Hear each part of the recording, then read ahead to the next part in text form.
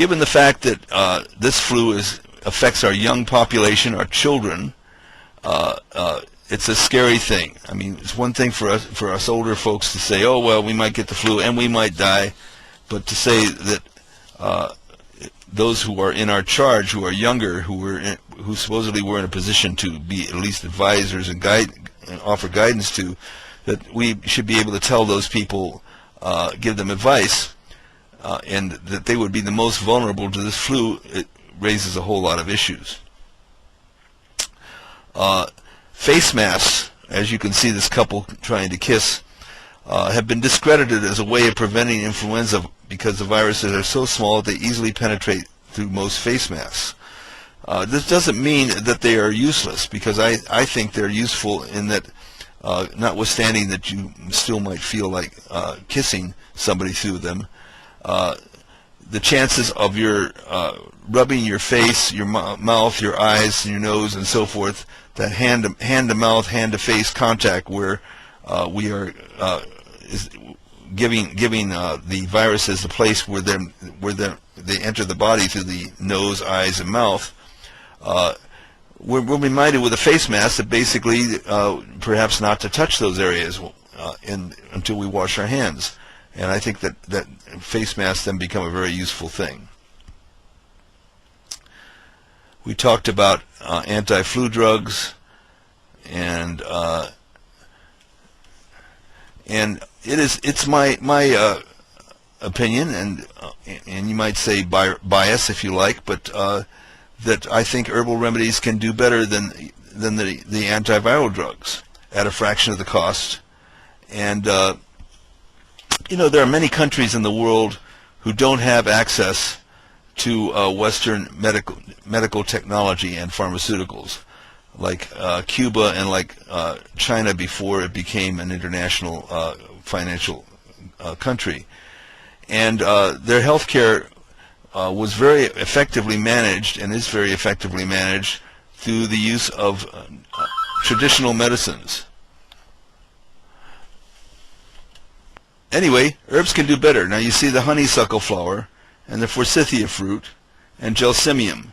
These are three very traditional herbs used in various cultures that are effective that have been found to be effective in the past and continue to be effective for influenza virus.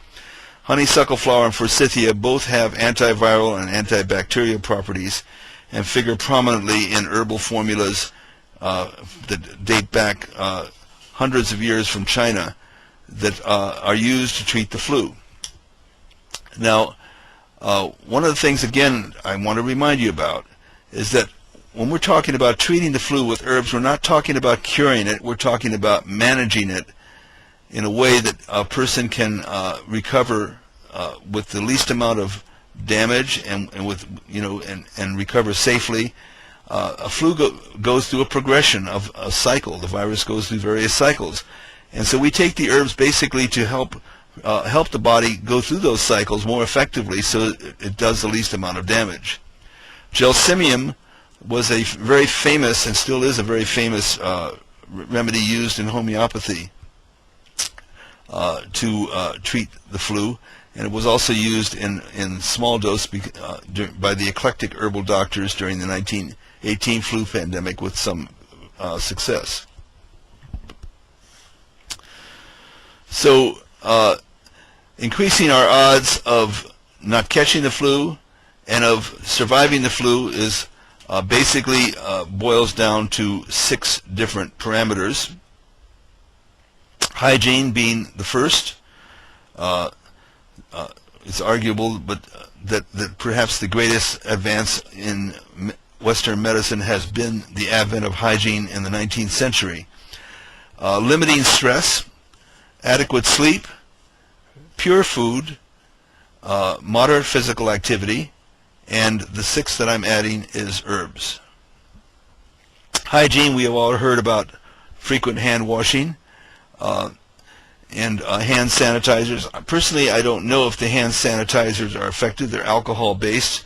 I figure they're better than nothing, and I've have been on places where people have been congregating, and these bottles of hand sanitizers are readily available in those places.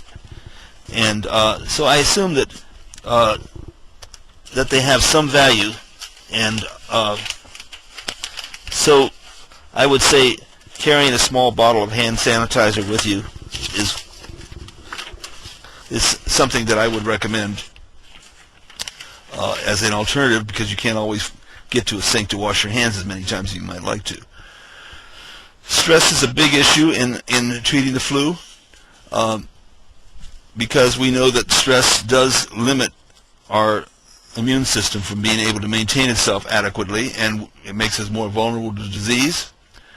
And so stress is a big issue because in the Western world, everybody's extremely stressed right now, and it's a terrible time for us to have a pandemic happening in our society, with job loss and bankruptcy and all those things that have been occurring in recent times.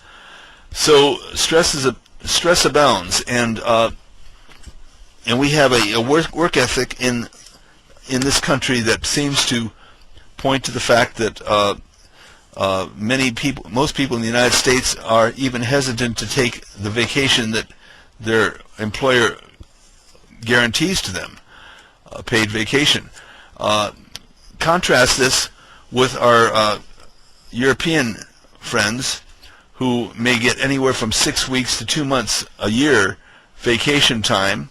I know that Scandinavian countries actually the government buys resorts on the Mediterranean so that employees who work there during the summer can go and hang out in the Mediterranean for a couple months each year.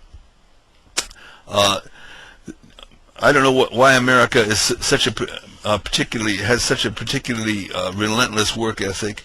I think the Europeans think that we just we live to work, and well, their philosophy is that they work to live. But some of the ways of limiting stress are exercise, physical activity, and recreation.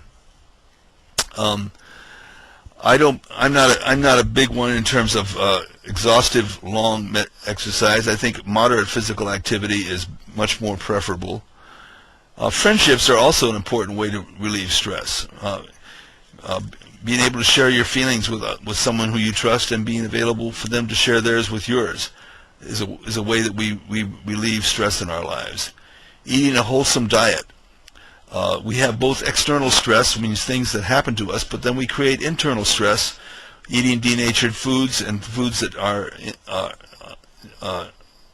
not good for us, particularly, that add nothing to our lives, that are loaded with processed, refined white sugar, white flour, and other kinds of additives to it. Meditation and prayer, getting in contact with our essential nature, and just skimming off all of the imitation sorts of things that we adapt, that we say define us, like by our job, by our activity, by our role in the world, by our place in the family. If we really stop for a moment and just quiet ourselves, we'll realize that there's something that goes beyond all that, that is who we really are. And most of us have experienced that when we actually go to that place, even the effort of trying to go to that place, we feel a tremendous ease, and both in how we feel and in the way that our life functions. Practicing systemic muscle relaxation is another way of relieving stress, concentrating on your toes and gradually working up through all the muscles and areas of your body, releasing and giving yourself the command to release in those areas until you finally reach a place called yoga nidra, which is yogic sleep. That yogic sleep can happen very, very short period of time. It can be 10 or 20 minutes, and it can count for sometimes several hours, because we've allowed our body to relax completely before we go to sleep, so that we get a tremendous amount of benefit from it. Music, art, and hobbies are another way that gets our minds off of our troubles.